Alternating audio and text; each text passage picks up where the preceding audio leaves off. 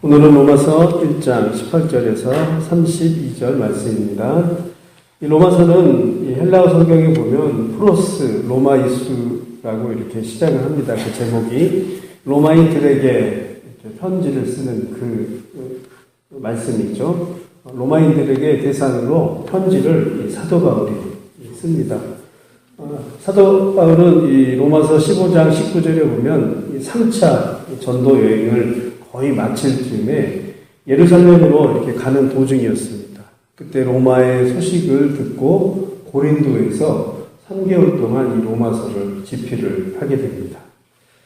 이 로마서는 이 사도 바울이 로마에 있는 성도들에게 복음의 원리를 아주 잘 설명한 그런 책입니다. 그런 편지입니다. 그래서 로마서는 아주 교리 중의 교리, 그리고 복음 중에 복음을 잘 설명하는 그런 것이 바로 로마서입니다.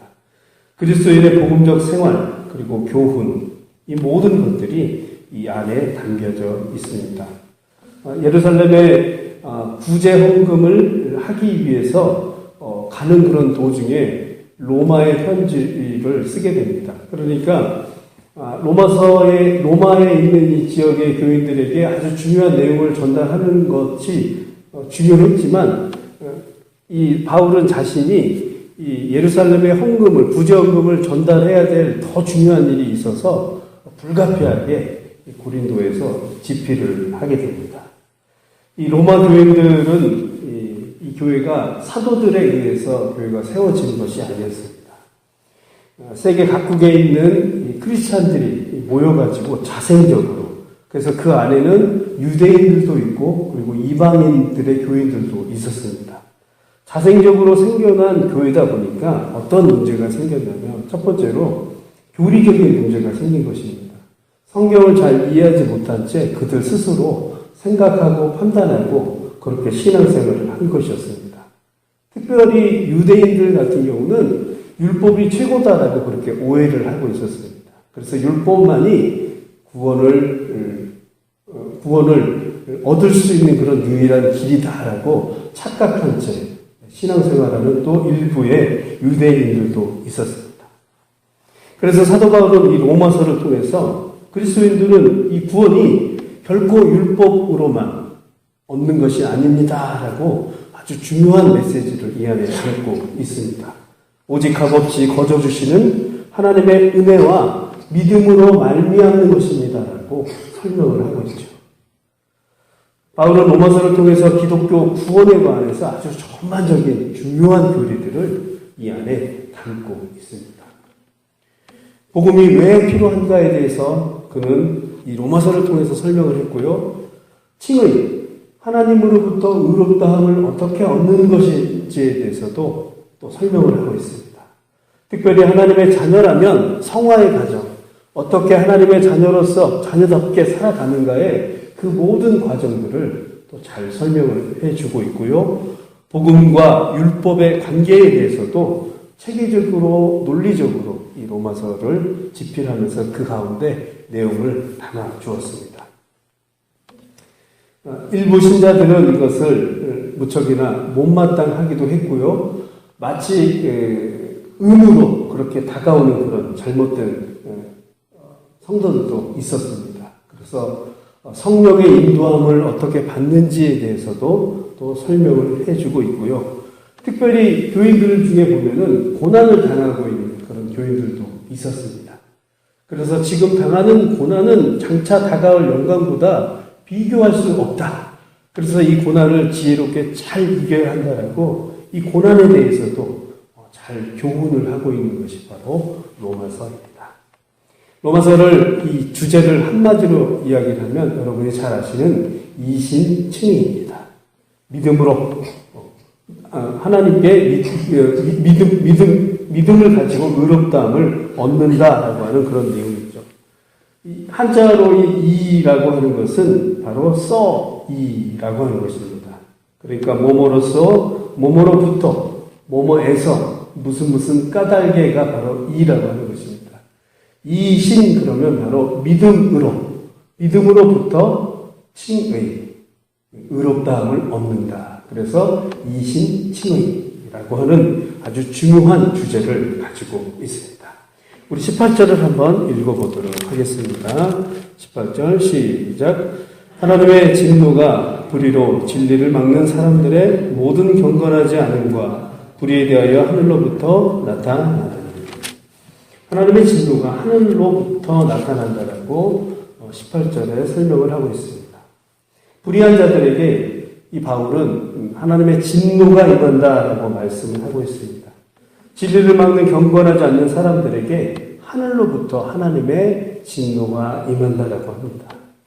인간은 죄인이기 때문에 그래서 반드시 하나님의 의의가 필요하다는 것입니다. 중요한 것은 이 인간들이 죄인이지만 그것을 느끼지 못하고 이 불의한다고 하는 이 사실을 스스로 인정하지 않습니다. 아주 큰 잘못이죠.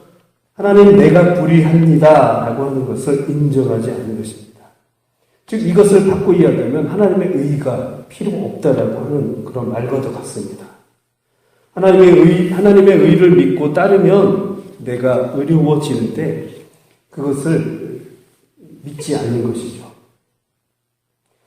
이미 그것은 에덴 동산에서 증명이 되었습니다. 인간 스스로가 무엇을 하려고 하는 제약된 성향이 있었던 것이죠. 그래서 선악을 알게 하는 이 나무의 열매도 하나님의 의를 믿지 않았기 때문에 선악을 알게 하는 그 열매를 따먹게 된 것입니다. 뿐만 아니라 선악을 알게 하는 열매를 먹고도 내가 불의하다라고 고백하지 않는 게 바로 인간의 습성이었습니다. 이 불의는 하나님의 진노의 시작이 된 것입니다. 결과적으로 모든 인간은 그래서 하나님의 의의가 반드시 필요하다라고 하는 것입니다. 이것을 믿지 않고 하나님을 필요로 하지 않는다면 우리 모두는 하나님의 진노에 거기서 벗어날 수 없다라고 하는 것입니다. 하나님의 의는 구원의 능력입니다. 하나님의 의는 우리를 새롭게 하는 것입니다. 그래서 모든 인간들은 반드시 하나님의 의를 지나야 되고 하나님의 의를 통과해야 됩니다. 그리고 하나님의 의를 반드시 믿어야 한다는 것입니다. 이 의가 없으면 인간은 구원을 받을 수 없을 뿐더러 자녀답게 살아갈 수 없다라고 하는 것입니다. 하나님은 불의한 인간들에게 자신을 믿기 위해서 그래서 많은 것들을 우리에게 현상으로 보여주셨습니다. 우리 19절 한번 읽어보도록 하겠습니다. 시작. 이는 하나님을 알만한 것이 그들 속에 보임이라. 하나님께서 이를 그들에게 보이셨느니라. 하나님이 우리에게 자신의 의를 그렇게 드러나시고 내가 어떤 분이다라고 하는 것들을 이 많은 부분 보여주셨습니다. 20절에도 한번 읽어보도록 하겠습니다. 시작. 창세로부터 그의 보이지 아니한 것들 곧 그의 영원하신 능력과 신성이 그가 만드신 만물에 분명히 보여 알려졌나니 그러므로 그들이 핑계하지 못할지어다. 핑계하지 못할 만큼 하나님은 우리에게 많은 부분 보여주십니다. 1장 17절 그 위에도 한번 읽어보도록 하겠습니다. 1장 17절 시작. 복음에는 하나님의 의가 나타나서 믿음에 이르게 하나니 기록된 바 오직 의는 믿음으로 말미암아 살리라 함과 같습니다. 하나님께서는 인간에게 복음을 통해서 자신을 이렇게 드러내 주셨습니다. 그 복음 안에는 하나님의 의도 친절하게 이렇게 설명이 되어 있다라고 하는 것입니다. 특별히 특별 계시인 성경을 통해서 하나님이 어떤 분인지 잘 설명을 해줬고요. 우리의 양심 안에도 하나님을 이렇게 드러내 주셨습니다. 하나님을 우리 양심 안에도 계시를 해 주셨습니다. 심지어 문을 열고 나가면 바깥에 있는 산나만상, 하늘과 땅과 또 날아다니는 새를 통해서도 하나님 자신을 발견할 수 있다라고 하는 것입니다. 그러므로 어느 누구도 하나님이 없다라고 핑계할 수 없다라고 하는 것입니다. 하나님은 그렇게 우리의 눈과 우리의 모든 이 상황 가운데 드러내 주셨습니다. 하나님을 섬길 수 있는 기회, 알 수 있는 기회를 그렇게 주신 것입니다. 문제는 우리에게 있습니다. 불의한 우리에게 있다라고 하는 것입니다. 우리의 죄악이 하나님의 계시를 바로 그렇게 그렇게 깨닫지 못했다라고 하는 것입니다. 하나님의 의를 진정으로 우리가 알지 못했다라고 하는 것입니다. 그러한 그들에게 무서운 형벌을 설명을 해주고 있습니다.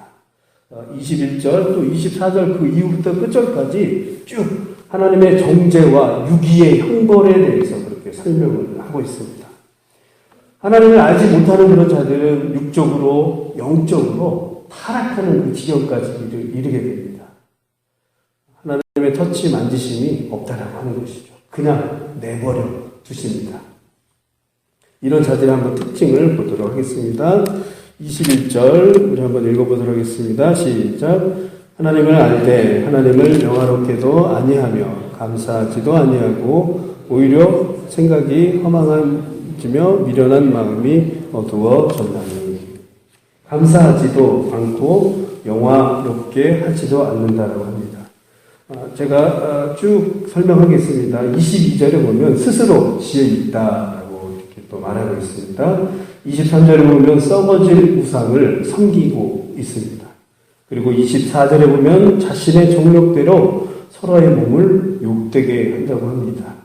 25절은 하나님의 진리를 거짓으로 바꾸고 피조물을 조물주보다 더 경배하는 그런 죄를 범합니다.